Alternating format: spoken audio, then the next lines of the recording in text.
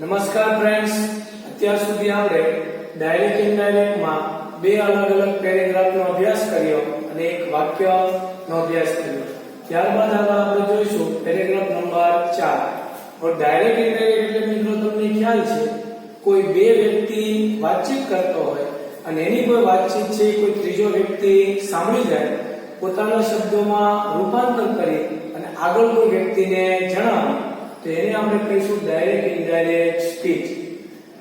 બીજી એક બાબત મિત્રો જોઈ લેજો, હવે જે તમને હોમવર્ક આપવામાં આવે છે એ વિડિયો લેક્ચરમાં જ કહેવામાં આવશે.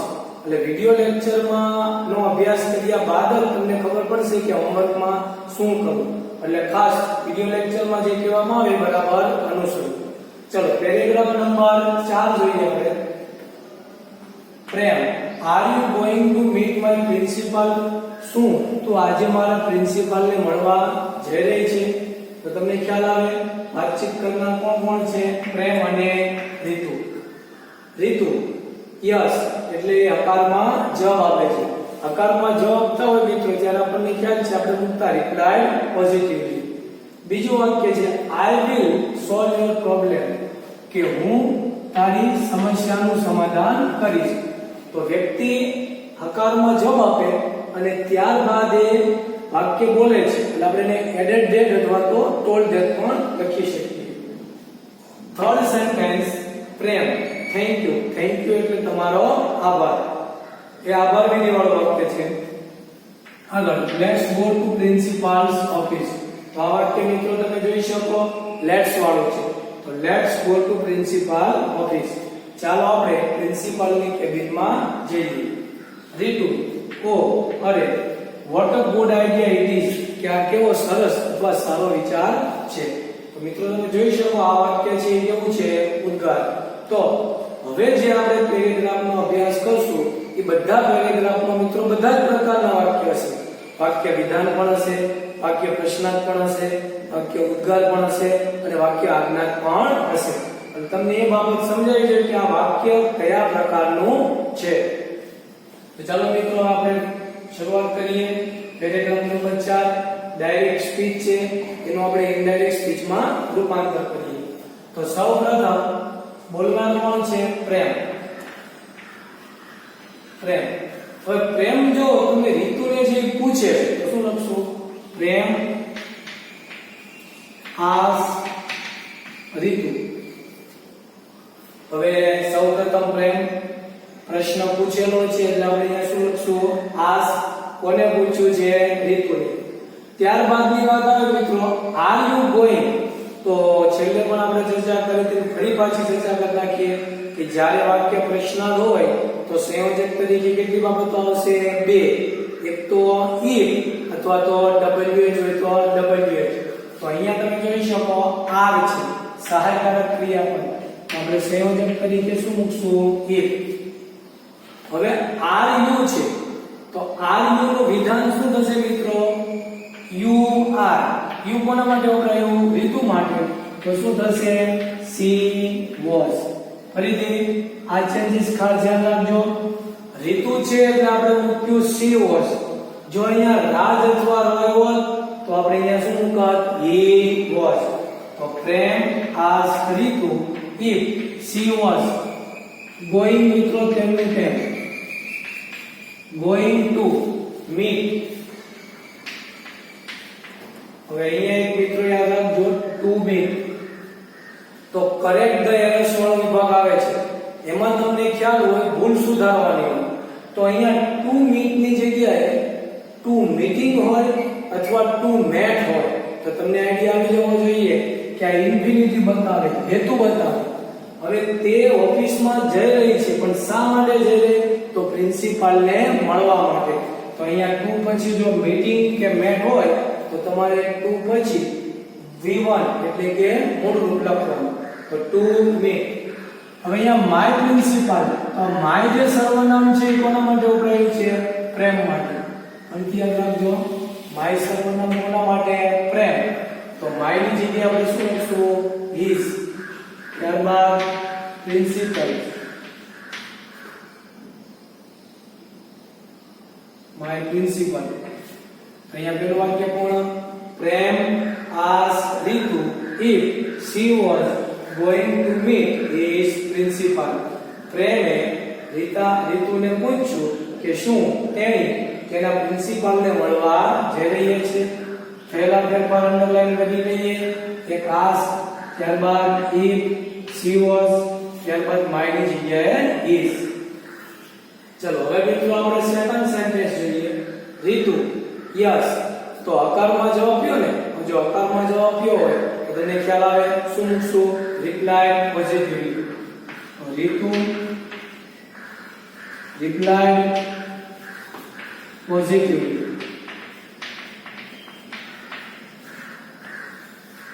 વારંવાર આપણે કીધેલું હોવા છતાં હજી પણ મિત્રો ઘણાને આ બંને સ્પેલિંગમાં ભૂલ થતી હશે, એ તમને ખ્યાલ જ છે.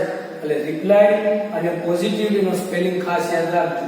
તો રીતુ રિપ્લાય પોઝિટિવલી, રીતુએ હકારમાં જવાબ આપ્યો.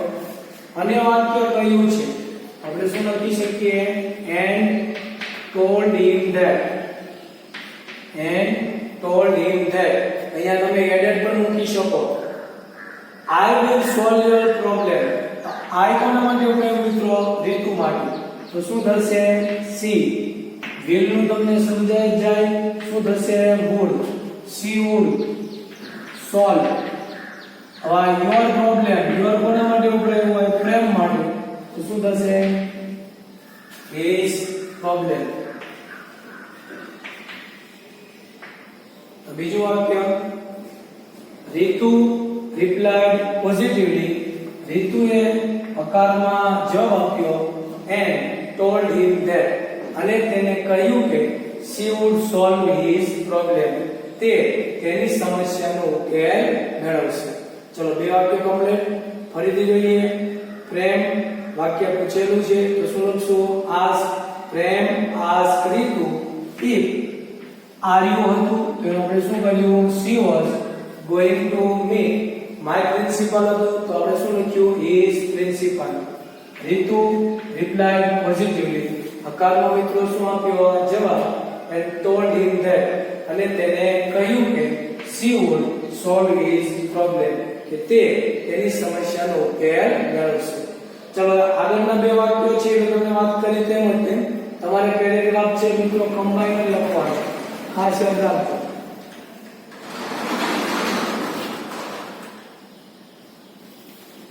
ચલો તો આગળનું વાક્ય એમ છે કે પ્રેમ થેન્ક યુ. પ્રેમે તેનો શું માન્યો? આભાર. આપણે વાક્ય લખી શકીએ. પ્રેમ થેન્ક હર.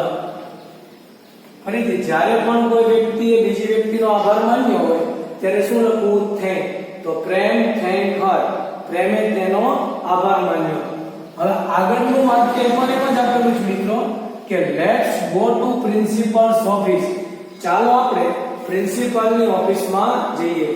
તો આશા રાખીએ કે તમને લેટ્સ વાળા વાક્યોનું ઇનડાયરેક્ટમાં રૂપાંતર કરતા આવડતું જ હશે અને તમે એના નિયમો મોઢે કરી નાખ્યા હોય કે જ્યારે લેટ્સ હોય તો આપણે શું મૂકવાનું? Suggested two. એ છે ને મિત્રો નવમા ધોરણમાં આપણે જોયું હતું. અને એમાં જો વી શુડ વી કે આઈ હોય તો આપણે શું લખીએ છીએ? We should. અને કે શું લખીએ છીએ? They should. તો અહીંયા લેટ્સ વાળા વાક્યો કેવી રીતે રૂપાંતર કરીએ? તો Prem thank her and suggested to her. અને તેણીને સૂચન કરે છે કે that. હવે અહીંયા આપણે શું લખશું? they should. આ બધું ખાસ યાદ રાખજો. they should. ત્યારબાદ છે go to principal office. they should go to principal's office. Third sentence આ રીતે થયું મિત્રો. પ્રેમ થેન્ક હર. પ્રેમે તેણીનો આભાર માન્યો અને એને સૂચન કર્યું છે. એટલે શું લખશું? and suggested to her that. ત્યારબાદ શું લખ્યું? they should go to principal's office. પ્રેમે તેણીનો આભાર માન્યો અને સૂચન કર્યું કે તેઓએ પ્રિન્સિપાલની ઓફિસમાં અથવા કાર્યાલયમાં જવું જોઈએ. ત્યારબાદ મિત્રો આપણે જોઈએ લાસ્ટ સેન્ટેન્સ.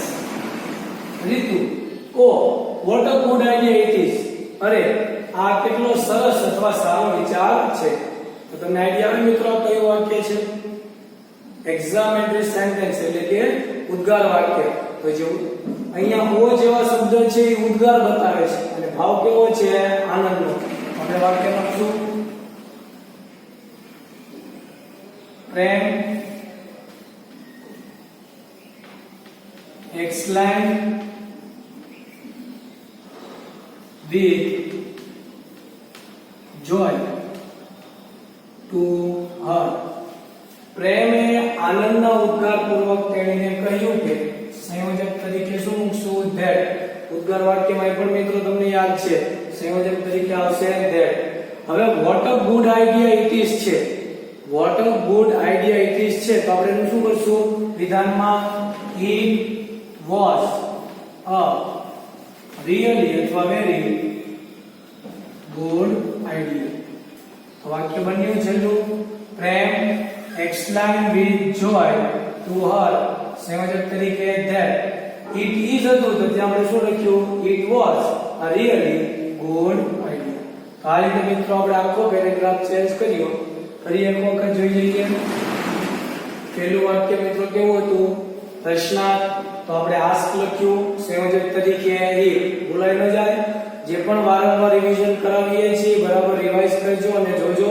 એટલે એવું કોઈ બાબત નથી કે ડાયરેક્ટમાં તમને પેરેગ્રાફનું રૂપાંતર નહીં આવે. ત્યારબાદ બીજું વાક્ય હકારમાં જવાબ આપ્યો તો આપણે શું લખ્યું? રિપ્લાય પોઝિટિવલી અને વાક્ય ઉમેરેલું છે તો and told him added that પણ તમે લખી શકો. ત્રીજું વાક્ય શું બન્યું મિત્રો? આભાર. તો આપણે થેન્ક હાર લખ્યું. સૂચન કર્યું તો સજેસ્ટેડ ટુ હર ધેટ. ત્યારબાદ ધે શુડ કારણ કે લેટ્સ વાળું વાક્ય છે અને છેલ્લે ઉદ્ગાર વાક્ય હતું તો પ્રેમ exclaimed with joy to her that it was a really good idea. ચલો હવે વચ્ચે મિત્રો એક એક્સ્ટ્રા એવું વાક્ય લઈ લઈએ. father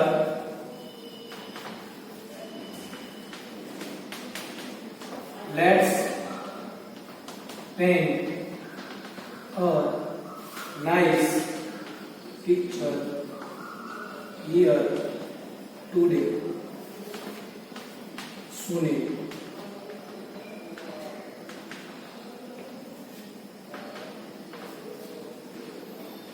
તો અહીંયા વાક્ય આ રીતે છે. એક વાક્ય આપણે જોઈ લઈએ. લેટ્સ વાળું મિત્રો. father let's paint a nice picture here today Sunil. તો તમને આઈડિયા આવી જાય કે વાક્ય છે એનો પ્રકાર કયો છે? લેટ્સ વાળું વાક્ય. બોલનાર કોણ છે? ફાધર. સાંભળનાર કોણ છે? સુનિલ. તો સૌપ્રથમ લખીએ આપણે ફાધર સૂચન કરે છે એટલે શું આવશે? Suggested two. Father suggested two કોને કહે છે? સુનિલને. સંયોજક તરીકે મિત્રો શું લખશું? that. જો આઈ વી જેવા સર્વનામ હોય તો વી શુડ અને નહીતર આપણે લખશું ધે શુડ. તો અહીંયા લેટ્સ છે મિત્રો એ દૂર થઈ જશે અને એની જગ્યાએ શું આવશે? they should. ત્યારબાદ paint a nice picture. આમાં કોઈ ફેરફાર નહીં થાય. here ની જગ્યાએ મિત્રો શું લખશું? there અને જ્યાં today છે એ તમે કોષ્ટકમાંથી મોઢે કર્યું જશે. ટુડે નું શું થશે? that day. તો વાક્ય father suggested to Sunil that they should paint a nice picture there that day. થયેલા ફેરફાર અંડરલાઈન કરીએ. suggested to that ત્યારબાદ they should that અને that day. આ વાક્ય પિતાજી કહ્યું સુનિલને કે ચાલો આપણે અહીંયા સરસ ચિત્ર દોરીએ. આનું ટ્રાન્સલેશન પિતાજીએ સુનિલને સૂચન કર્યું કે તેઓએ તે સમયે ત્યાં તે દિવસે સારું ચિત્ર દોરવું જોઈએ. તેઓએ દોરવું જોઈએ એટલે આપણે શું લખ્યું? they should. ચલો હરેક વખતે આપણા એક બે વાક્ય છે મિત્રો એ પ્રેક્ટિસ માટે આપતા રહેશું. છેલ્લે આપણે પ્રશ્નાર્થની ચર્ચા કરી હતી. આજે આપણે કયું વાક્ય જોયું? લેટ્સ. નિયમો બરાબર તપાસો. પછી આગળનો પેરેગ્રાફ જોઈએ, paragraph number 5.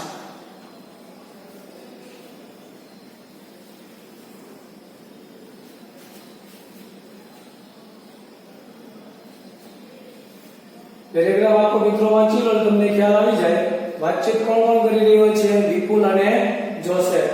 Vipul, why are you laughing, Joseph. Vipul છે જોસેફને પૂછે છે કે તું શા માટે હસી રહ્યો છે. તો વાક્ય મિત્રો કેવું થશે? ક્વેશ્ચન એટલે કે પ્રશ્નાર્થ.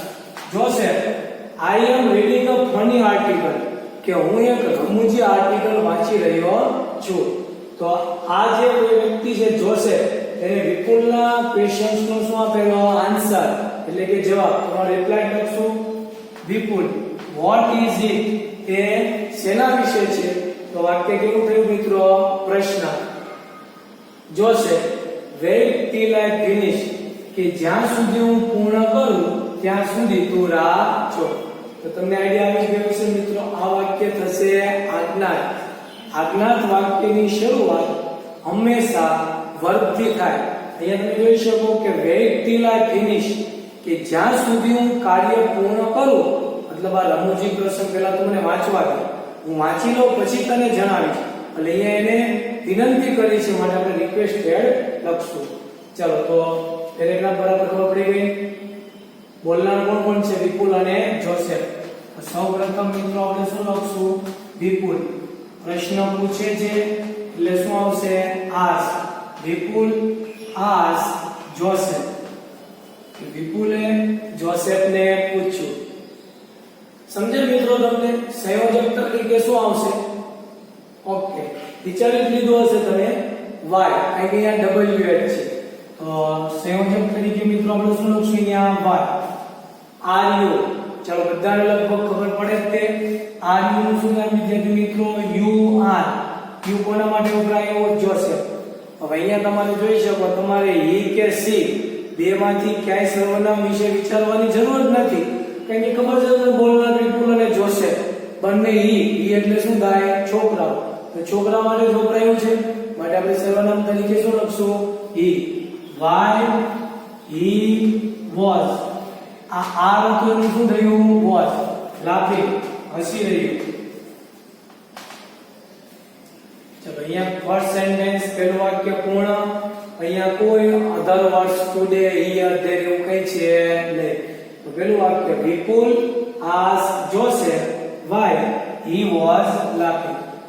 ચલો થયેલા ફેરફાર અંડરલાઈન કરી નાખીએ. એક તો આસ્ક, ત્યારબાદ અહીંયા why, he અને was. શું છેલ્લે નાવ હોત ચાલુ વર્તમાન કાળ પ્રમાણે તો નાવની જગ્યાએ આપણે વિદ્યાર્થી મિત્રો શું લખ્યું હોત? તે ફૂલ સુધારણાવાળા વાક્યમાં માની લો કે અહીંયા is હોય. he is તો તમે તરત જ આઈડિયા આવે ઇનડાયરેક્ટ સ્પીચ છે. અહીંયા આસ્ક આપેલું છે એટલે વાક્યમાં હંમેશા મિત્રો દૂર એટલે કે જે ઇનડાયરેક્ટ સ્પીચના શબ્દો છે એ જ આવે. is ની જગ્યાએ શું કરવું? was.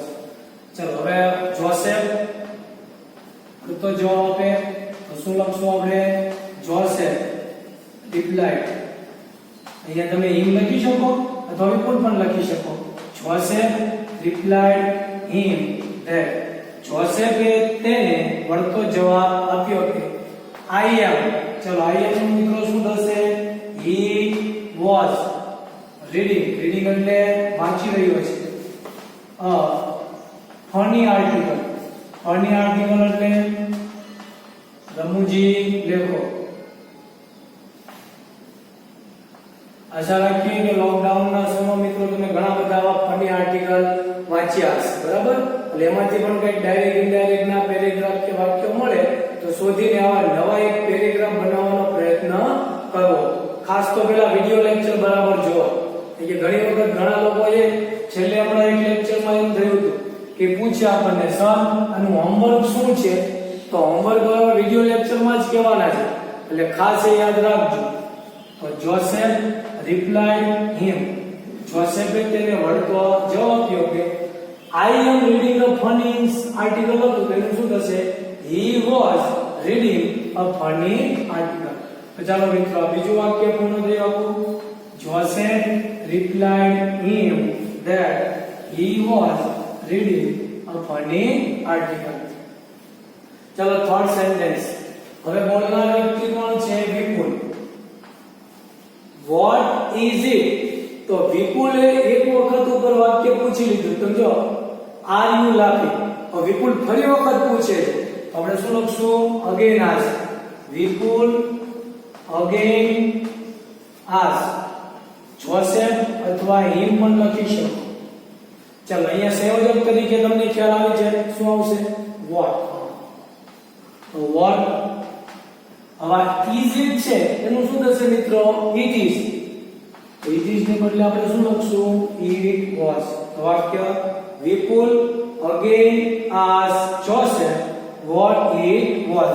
કે વિપુલે ફરી પાછું જોસેફને પૂછ્યું કે તે શેના વિશે છે.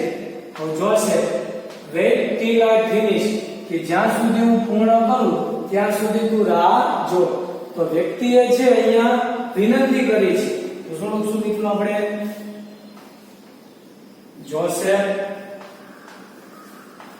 વિનંતી કરી એટલે રિક્વેસ્ટેડ. જોસેફ રિક્વેસ્ટેડ હિમ અથવા વિપુલ ટુ વેઇટ તેમનું ટેમ. અહીંયા ખાસ યાદ રાખજો વર્બમાં કોઈ ચેન્જીસ થતો નથી. To wait till. હવે આઈ છે કોના માટે વપરાયું હોય? જોસેફ માટે. તો શું લખશું? હી. અને ફિનિશ ની જગ્યાએ ફિનિશ. આ યાદ રાખજો સિમ્પલ પ્રેઝન્ટ ટેન્સ સાદો વર્તમાન કાળ મૂળ રૂપ અથવા એસ કે એસ વાળું રૂપ.